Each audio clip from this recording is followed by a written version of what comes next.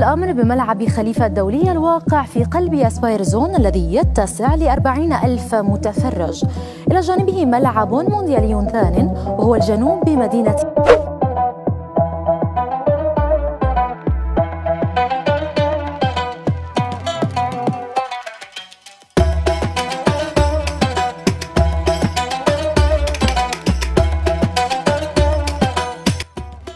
Ya, kaget bukan kepalang. Begini reaksi media Arab Saudi setelah mengetahui timnas Indonesia yang akan menjadi lawan Arab Saudi tanggal 6 September diperkuat 10 pemain yang berkarir di Eropa. Ya, seperti kita ketahui tinggal 1 hari lagi, 300 juta penonton dari kedua negara sedang menunggu laga Indonesia versus Arab Saudi. Belum lagi jutaan penonton di ASEAN yang mendoakan Indonesia bisa membungkam asuhan Roberto Mancini. Ya, timnas Indonesia akan menjalani pertandingan tandang melawan Arab Saudi di markas mereka pada Jumat 6 September 2024 dini hari pukul 1.00 WIB. Buat kalian, catat tanggal dan waktunya karena ini adalah laga paling bersejarah. Ya, pertandingan tersebut merupakan partai pertama timnas Indonesia dalam babak ketiga kualifikasi Piala Dunia 2026 menjelang laga krusial. Di balik itu, media Arab Saudi mengaku kaget banyak pemain Indonesia yang berkarir di Eropa, bahkan starting yang diturunkan nanti hampir 100% pemain abroad.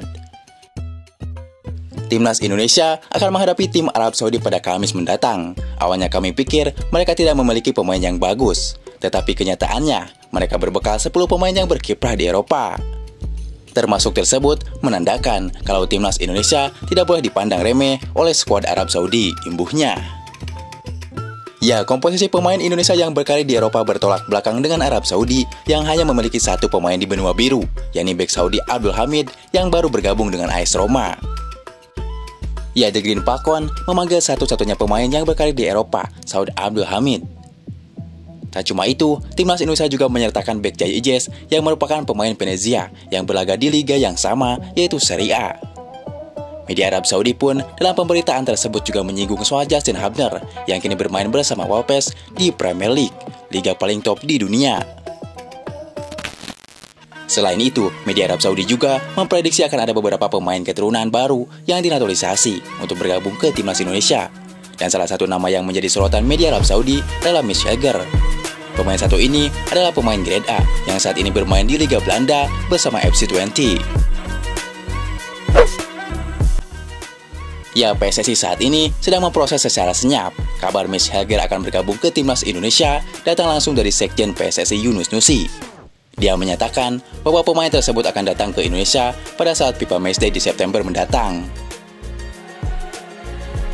Ya, Mitch Helger memang sudah lama diincar oleh Sintayong.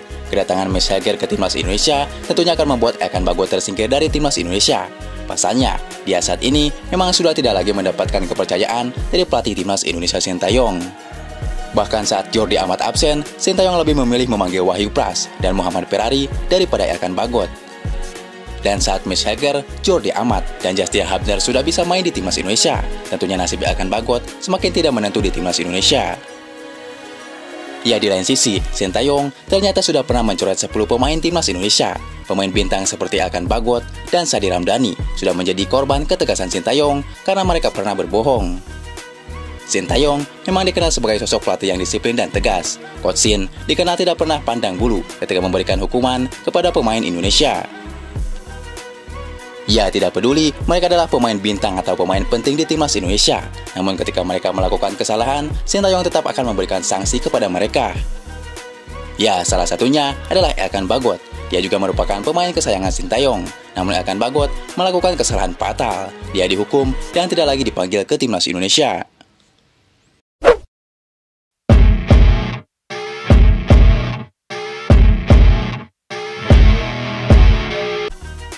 Ya, sementara itu, PSSI secara mengejutkan memecat sejumlah karyawannya yang ternyata diketahui telah berbuat licik. Kebenaran kabar ini disampaikan langsung anggota EXO PSSI Arya Sinulinga dan sebanyak 43 karyawan di PSSI sudah terkena PHK. Ya, internal PSSI turut menjadi bagian yang mengalami transformasi dalam sepak bola di era kepemimpinan Erick Thohir. Erick Thohir juga menjelaskan tak cuma ingin sepak bolanya saja yang bersih, namun juga kepengurusannya juga harus bersih. Ya, setelah fokus membenahi stadion, hadirnya VAR di Liga 1, bahkan hingga perubahan regulasi kompetisi dalam negeri. Kini waktunya bagi PSSI membersihkan diri, khususnya dari karyawan-karyawan licik yang memanfaatkan PSSI sebagai ladang mencari keuntungan pribadi. Yang menurut Arya Sinulinga, PSSI tidak asal dalam memutus hubungan kerja, tetapi berdasarkan rekomendasi dari para konsultan. Masukan yang diberikan konsultan, yakni membenahi beberapa sektor di dalam PSSI, hingga evaluasi yang didapat bermuara pada langkah pemecatan besar-besaran. Salah satunya, contoh yang membuat PSSI melakukan PHK terhadap beberapa karyawannya. Nah, walaupun ada juga, ya salah satunya misalnya kemarin tuh, ada salah satu karyawan kita yang dia melakukan. Kan dia pegang dokumentasi digitalnya kita. Dia itu malah membuat akun sendiri, memanfaatkan aset digital PSSI. Dimasukkan ke akun tersebut, bahkan dilakukan penjualan juga terhadap akun-akun tersebut, ucap Arya. Nah, jadi PSSI di bawah naungan Erick Thohir tak cuma ingin sepak bola Indonesia saja yang maju, namun Erick Thohir juga ingin bersih-bersih di dalam kepengurusan PSSI, agar semua bidang sepak bola di tanah air bisa semaju mungkin. الأمر بملعب خليفة الدولي الواقع في قلب أسباير زون الذي يتسع ل40,000 متفرج. إلى جانبه ملعب مونديالي ثاني وهو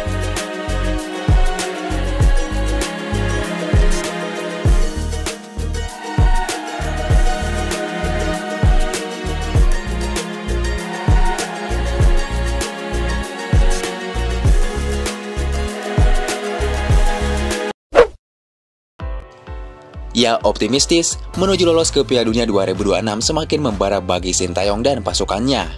Bertambahnya kiper Martin Paes membuat fans Indonesia semakin percaya diri bahwa Indonesia bisa lolos ke ajang paling bergengsi sejagat dunia tersebut.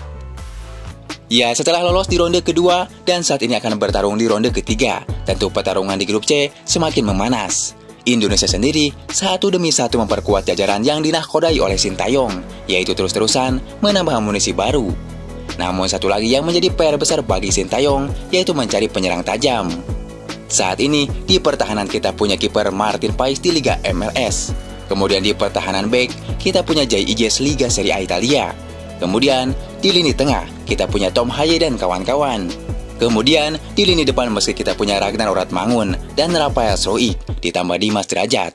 Namun, mereka belum bisa seperti Hwang Hee-ken di Timnas Korea Selatan, atau seperti Ayman Hussein di Timnas Irak. Tentu, PR besar menciptakan monster di lini depan menjadi kesulitan tersendiri bagi Sintayong.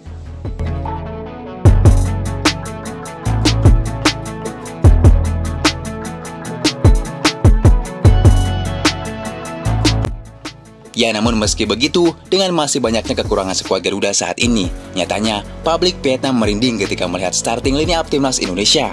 Publik Vietnam sampai tak percaya di akhir tahun 2024 ini, Timnas Indonesia semakin tak terbendung. Bagaimana tidak, lihat jajaran para pemain Timnas Indonesia saat ini begitu mengerikan. Ada pemain Liga MLS, Liga Serie A Italia, Liga Inggris, hingga liga-liga top Eropa lainnya. Para pemain Indonesia sekarang menyebar ke penjuru dunia. Tak terbayangkan jika starting line up Indonesia sekarang bertemu dengan tim-tim di ASEAN di ajang resmi. Ya, maka tak heran saat ini Indonesia sangat optimis bisa lolos ke ajang paling bergengsi di dunia itu. Saat ini Indonesia berada di grup C bersama tim kuat seperti timnas Jepang, Australia, Arab Saudi, Bahrain, dan China. Tentu, untuk lolos ke World Cup tak perlu semuanya menang ketika melawan mereka. Contoh saja, ketika Indonesia awal melawan tim-tim kuat seperti Jepang, Australia, hingga Arab Saudi, imbang saja di kandang musuh sudah lumayan, bagus-bagus kalau menang. Namun ketika bermain di kandang sendiri, di hadapan ribuan penonton sendiri, Indonesia lebih bagusnya menang.